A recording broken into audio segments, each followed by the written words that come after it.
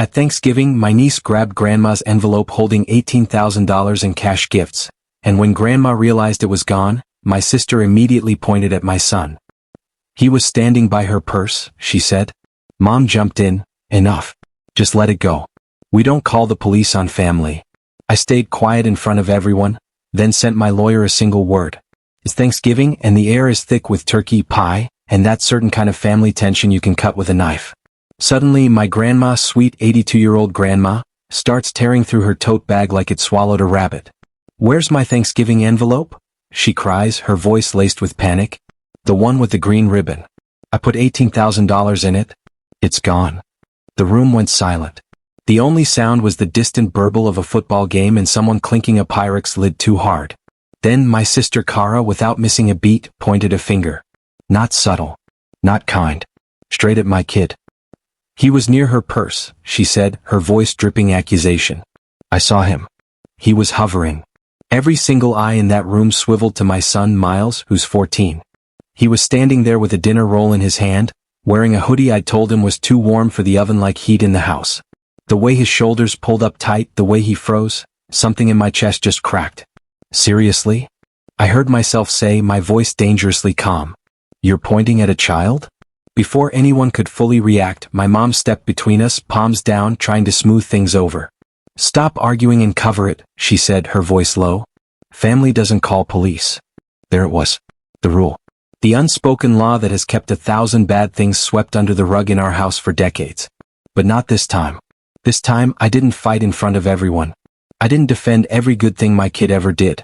I didn't even raise my voice. I just pulled out my phone, opened a text thread labeled Mara, attorney, typed a single word, proceed, and hit send. Then I calmly walked to the breakfast nook where Grandma had set her phone earlier to show me turkey photos. I opened her Photos app with my thumbprint. She still had me listed as Danny Tech. I tapped Recents, and found something even I wasn't ready for. A live photo. 3:41 p.m. today. Grandma's tote bag on the mudroom bench. And in the tiny, moving thumbnail, a hand with a mauve gel manicure slid a green ribboned envelope from under a knit shawl and tucked it inside a puffer jacket with a North Face logo. I pinched to zoom. It was not Miles's hand. Not even close. "Ava," I said, my voice cutting through the tension, "I think we should all take a breath." And the room leaned in because I never say anything when the temperature spikes. Here's the thing, I had proof and I was done being the quiet wallet. Before I go deeper, I should back up with the passport stuff everyone on Reddit always asks for. I'm Daniel King, 39, shop manager at a collision repair place in Columbus, Ohio. I drive a 2014 Honda Accord that smells faintly like brake cleaner and coffee.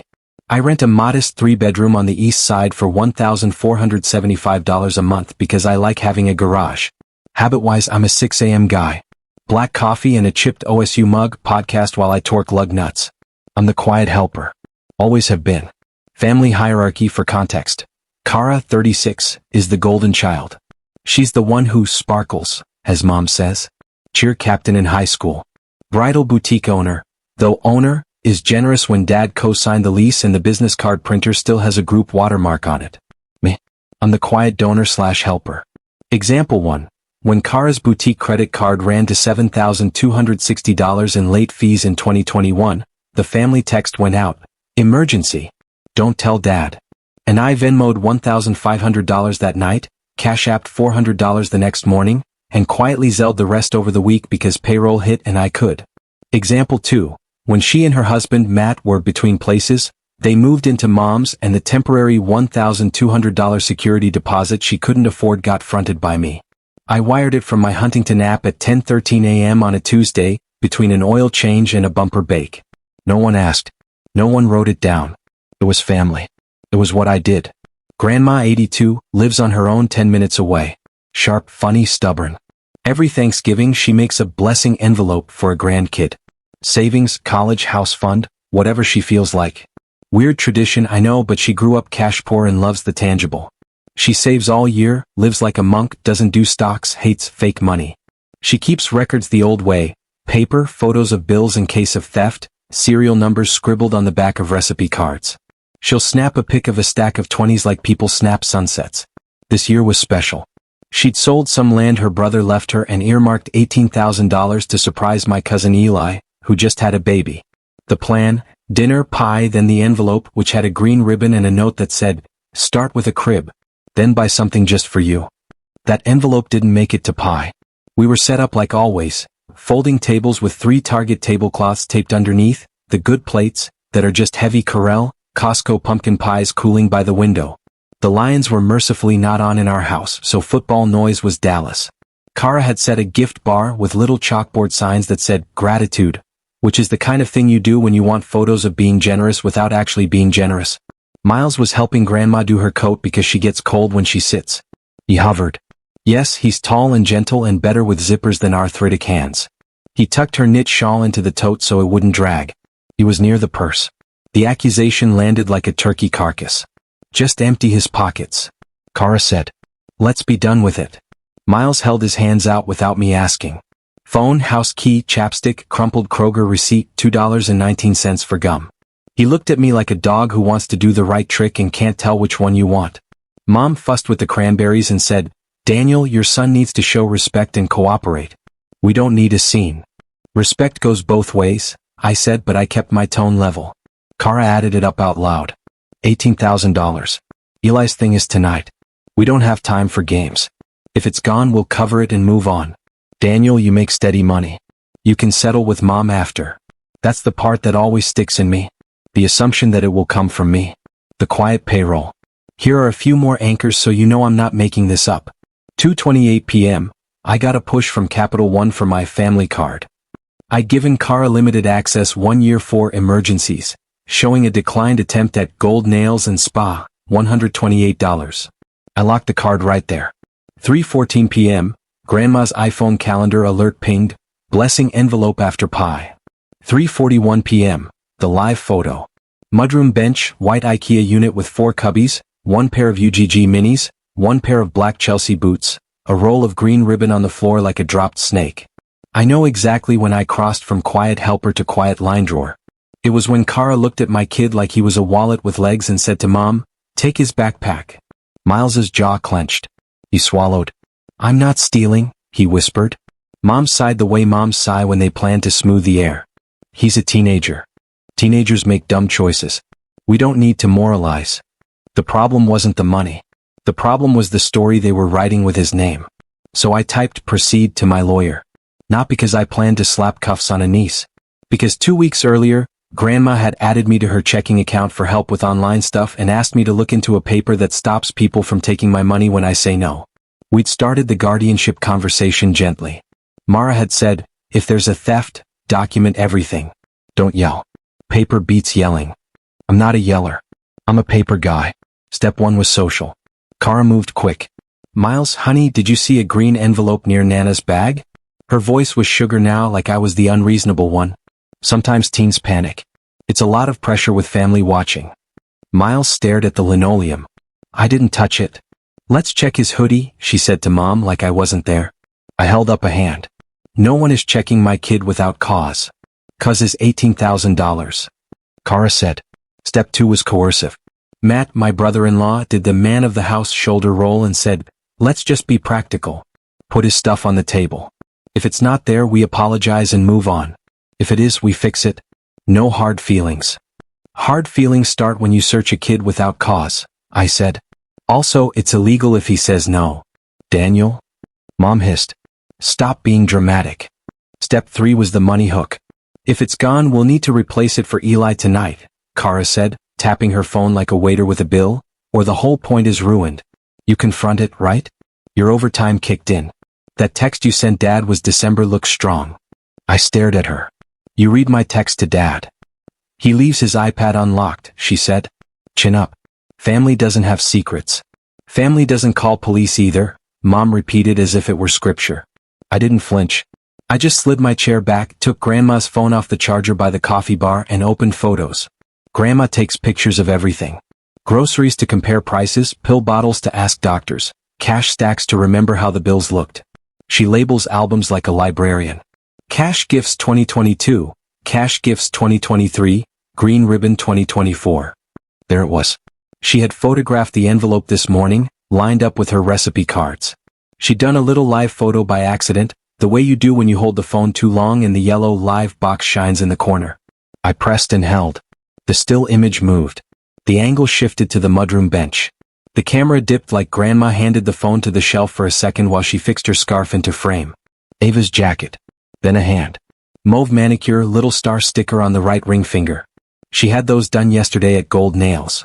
I know because she'd asked if I'd drive her after school and I'd said, "Ask your mother." The hand slid the green-tied envelope from under the shawl, tucked it into the jacket liner and smoothed the pocket. Then the camera swung up again and froze back to still. 3 seconds. That's all a live photo gives you. Enough. I zoomed to the tiny star sticker. It flashed when the hand flexed. A little silver 5-point. "Ava," I said calmly, "can you come here?" She came, chin out, eyes wide in a way that begged for leniency. "What's up?" she said like a question she didn't want answered. "Show me your hands." She showed them. Mauve gel, star on the right ring finger. "What?" she said, smiling too fast. "Everyone has stars." "No, honey," Grandma said, voice thin. "I only saw yours at the salon." Kara moved between us like a shield. "Stop it," she snapped. "You'll traumatize her over a misunderstanding." I tapped the phone and turned the volume up. You could hear it now. The crinkle of ribbon, the soft swish of jacket nylon, the little exhale kids do when they're nervous. "Play it," Grandma said. "I don't think," Kara began. "Play it," Grandma repeated louder. I did. The room heard the sound of their story cracking. Step 4 was the spin. "Okay," Kara said quickly. Too quickly. So maybe Ava moved it to keep it safe. She was helping. People were in and out of the mudroom. Cousin Eli's toddler was pulling everything. Eli, who had no toddler in sight, 7 weeks old, asleep in a car seat, blinked. Matt chimed in. "Let's not turn this into some crime scene. She's 14. She made a mistake. My kid is 14. He got accused of a felony 5 minutes ago." I didn't say that out loud. I just looked at Miles and watched him watch me. How I handled this would teach him something that would last longer than the pie. Mom started with the compromised voice. All right, Ava dear, go check your jacket. If the envelope is there, we'll say you panicked. And Daniel, you'll apologize to Kara for your tone." I didn't have a tone. That's the wild part. I could feel how steady my voice stayed. "Before we move," I said, "2 things." Everyone waited. Even the cowboys quieted. 1, we're going to stop saying Miles's name in the same breath as missing money. You look at him. You say sorry for implying. You don't leave slime on him. 2, we're going to stop pretending I'm a bottomless idiom. Kara snorted. "What does that have to do with anything?" I looked down at my phone. 3:58 p.m. A new text from Mara. "Mara, attorney received drafting petition plus letter to bank to restrict co-signers. Also drafting demand for return of funds if not produced. Do you want me to include incident today?" I typed back. "Yes. Also remove Kara from any access mom/grandma accounts." Paper not yelling. Mom's face went pale. "Daniel, don't be cruel." "Boundaries aren't cruelty," I said. Kara laughed without humor. "You're overreacting. It's an envelope." $18,000 is more than an envelope, I said. "It's a baby's crib and heat and a roof. Trust. And my kid's name is not the place to hide your mess." Ava mumbled. "I was going to put it back." Kara shot her a look so sharp I felt it. "Were you?" I asked. "Before or after your 4 p.m. Uber?" Her head jerked. "What? Your phone buzzed while you were dancing?" I said, holding up her screen. She'd left it face up on the counter. 4:05 pickup to Easton Town Center. Bring cash for returns, I read. Your text to Megan say, "We'll hit Zara." And then Apple. My uncle's card is locked, so I need cash. Kara lunged for the phone. I held it above the sink and stepped back. "Don't grab," I said to her like I say to grown men in the shop when they forget themselves. "Ask." "Give me my daughter's phone," she said through teeth. "Say you're sorry to my son first," I replied. "Then we'll get the envelope and then we'll decide what happens next." Silence. Then Grandma moved. Slow but sure. She stood, took her tote by the strap and said, "Ava, go get my money." Ava's lip trembled, but she went. Kara followed, muttering under her breath about lawyers and overreach and family. I stayed by the sink and exhaled for the first time in 20 minutes. Miles leaned into my side like he did when he was 6 after a hard basketball game. "You okay?" I asked. He nodded, swallowing. "I hate that they thought that. I was helping Nana. That's all." "I know," I said. "I saw you." He nodded again, shiny but dry. "Thanks for not yelling." Yelling is for people who don't have screenshots, I said. Paper beats accusation. Ava came back holding the envelope with two hands like it might bite. The green ribbon was loosened, the loops messy instead of the tight figure-8 grandma ties. The flap was tucked back in like it had been unsealed and resealed too fast. That, more than anything, made Grandma close her eyes. "I'm sorry," Ava whispered. Kara put a hand on her shoulder like a publicist arranging a photo. "She made a mistake," she announced to the room. "No one's calling police. No one's making this a thing. Family handles family." Mom nodded fast. Yes. Put the envelope on the table. Eli, say thank you. We eat pie." Eli didn't move. I took the envelope gently, laid it flat, and untied the ribbon. The money inside was in stacks. Grandma bands her bills with paper strips she clips from old magazines. She writes $1,000 on each strip in pencil. 9 bundles of $2,000 each, wrapped 20s, 50s, 100s. She likes symmetry. She likes the look of it. There were 8 bundles and 1 stack of loose 10s. "Ava," Grandma said quietly, "did you take any bills out?" Ava shook her head too fast. No, I didn't." I lifted the loose stack. It was thin. I did the math in my head the way you do when you've cashed too many registers. Short by $200, maybe $240. "Count with me," I said, and we did out loud. The room had to hear it. $17,760. Matt cleared his throat. "It's close enough." Grandma looked like someone had erased a line from her face. "It is not close enough," she said. Kara threw up her hands. "Fine. We'll transfer the difference." "No," I said. She blinked. "Excuse me?" "You'll return the exact missing cash," I said. "If it's in a pocket or your car, go get it. If it's not, we'll wait. If it never shows up, I'll let Mara handle it." "Who is Mara?" Mom asked like I'd said a curse. "My lawyer," I said. Kara started. "Oh, come on." I held up the phone and pressed the live photo again, this time louder so the crinkle echoed. The movement, the hand, the star, the tuck. The narrative had already flipped.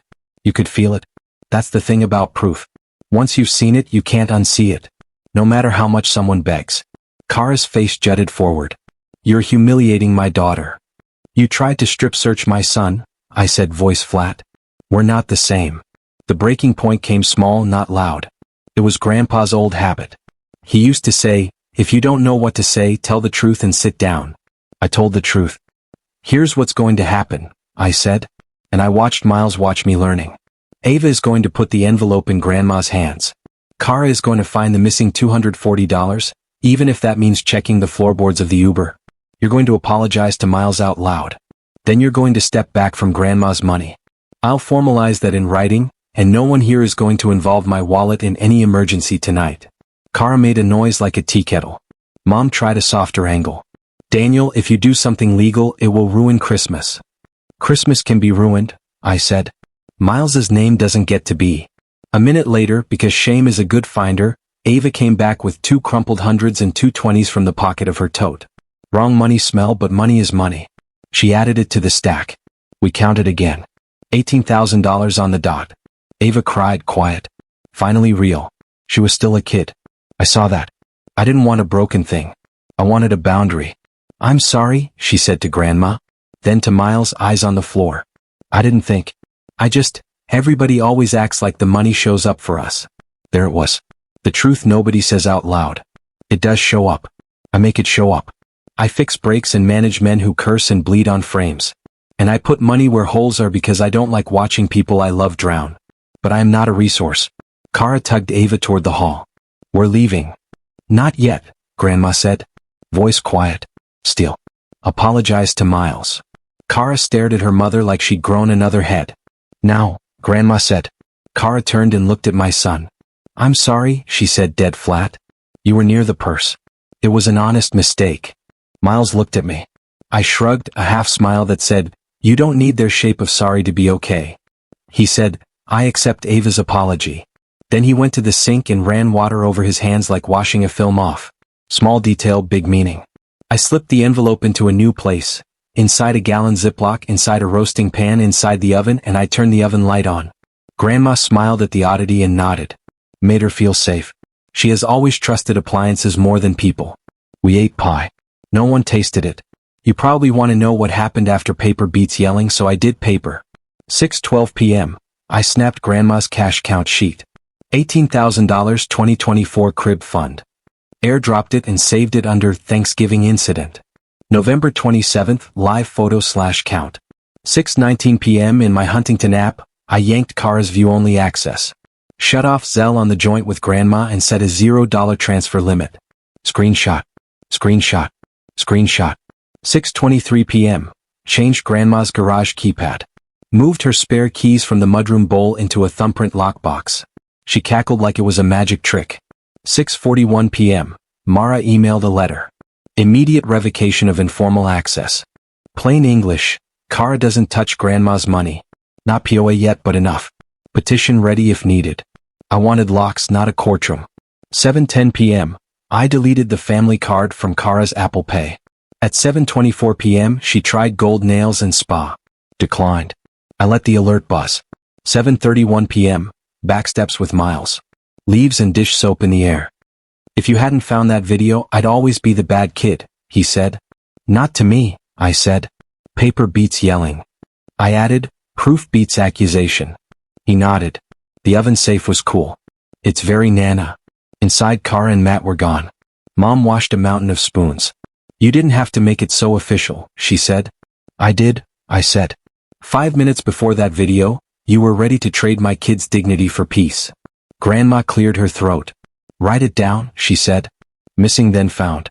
Truth on paper. I wrote the facts, time, count, apologies, changes, and filed it in a Nana Money folder next to her will, the $86.30 per month insurance receipt, and a safe receipt. Monday 9:05 a.m., Kara called.